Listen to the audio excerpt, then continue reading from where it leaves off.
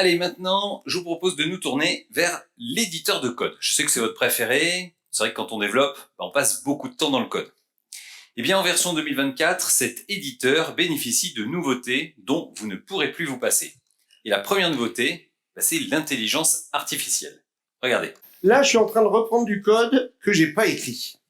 Et celui qui l'a écrit, il est pas là. Pas un commentaire. Regardez cette procédure, plus de 100 lignes de code. Merci celui qui est pas là. Ça va me prendre des plombes pour comprendre comment elle marche. Marc, tu peux pas m'aider là? Ben justement, regarde, c'est ça la nouveauté de l'éditeur de code. Clique droit dans le code, que fait ce code? Ça déclenche l'intelligence artificielle qui te résume le code. Quelques secondes. Et voilà, presque. Faut avoir internet. Voilà. La procédure consommation est une boucle qui consomme des éléments d'une structure de données, fil ou pile en fonction du type de parcours. Si la structure n'est pas vide, que la sortie est requise, la boucle est interrompue. Ah, attends, je vois. Ça y est, j'ai compris. En fait, c'est la procédure qui gère le modèle producteur-consommateur. Ok, c'est bon, j'y suis. En version 2024, l'IA vous explique le code à la demande. C'est quand même sacrément pratique. Tiens, je vous montre un autre exemple. Je change de fenêtre. Voilà. Alors, dans cette fenêtre, dans ce traitement, on a une grosse requête SQL et le traitement, il utilise le résultat. Et moi, je vous rappelle, je suis une buse en SQL. Et bien là aussi, clic droit. Que fait ce code? Suspense. Alors, la procédure cherche lieu, recherche des lieux dans une base de données. Non. En fonction de critères de distance, de surface et de type de lieu. Elle utilise une requête SQL pour sélectionner les lieux qui respectent deux conditions, distance inférieure du point d'origine et surface supérieure à surface min. Elle ajoute ensuite des marqueurs sur une carte pour représenter ces lieux. Bah voilà, j'ai tout compris. Alors, cette explication de code par IA, en fait, elle encapsule une utilisation de GPT, et pour utiliser cette fonctionnalité, un compte OpenAI est nécessaire. Donc, pour ça, il suffit de le déclarer, en fait, dans les options générales de WinDev. Ça se passe ici, options générales, dans l'onglet API tierces, et vous mettez votre clé OpenAI ici. En version 2024, un clic, et l'IA vous dit tout. Et c'est pas tout, des Pyrénées. Qui parmi vous documente ces procédures? Vous savez, un bloc de commentaires au-dessus de la procédure avec l'explication des paramètres, de la valeur de retour, le résumé de la procédure, etc. Moi, je vous avoue, souvent, je zappe. Et d'ailleurs, je suis pas le seul. Eh bien, en version 2024, la doc de ma procédure, elle est générée toute seule. Je clique ici à droite sur « Générer un commentaire d'entête par IA » et ça le fait tout seul.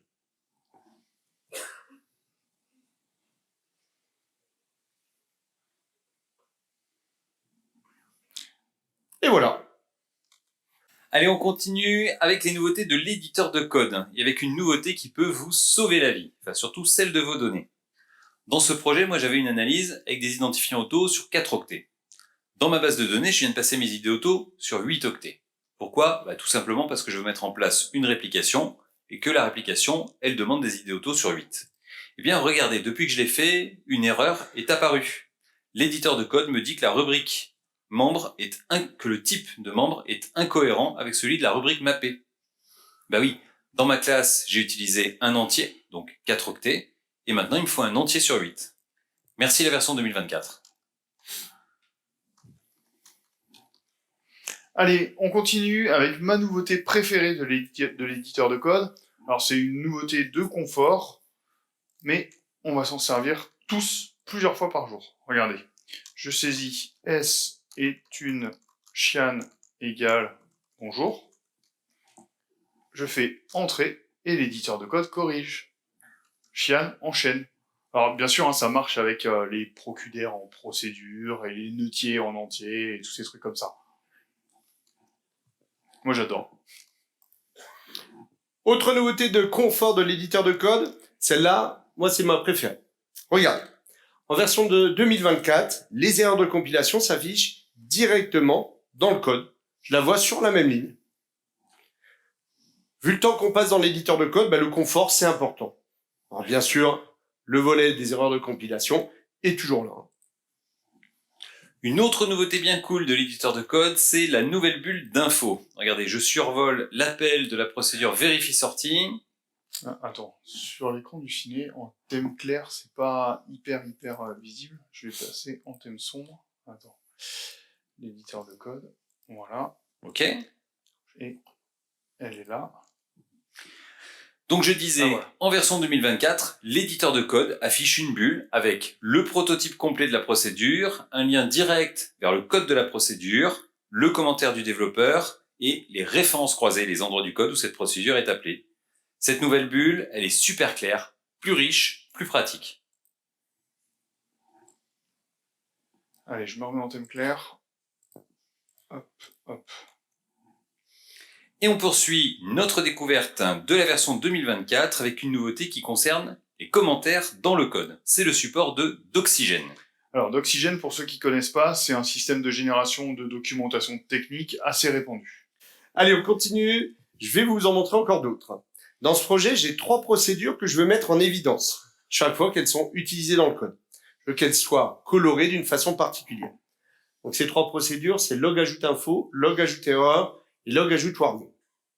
Alors pour les mettre en évidence, en version 2024, je vais utiliser le nouvel attribut couleur sur la déclaration de la procédure.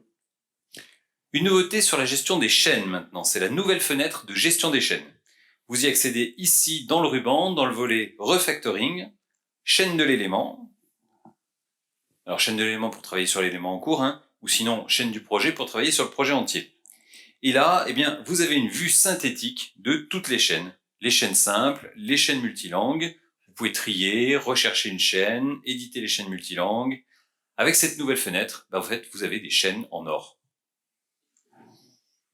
Et puis si vous remarquez que vous avez plusieurs fois la même chaîne, eh bien vous pouvez les fusionner en une constante en un clic. Ça évite les répétitions et les erreurs. Excellent. Allez, je continue. Vous le savez, vous pouvez saisir des hashtags dans le code. Et vous les retrouvez ici dans le volet des hashtags. Donc, par exemple, todo, optime, etc.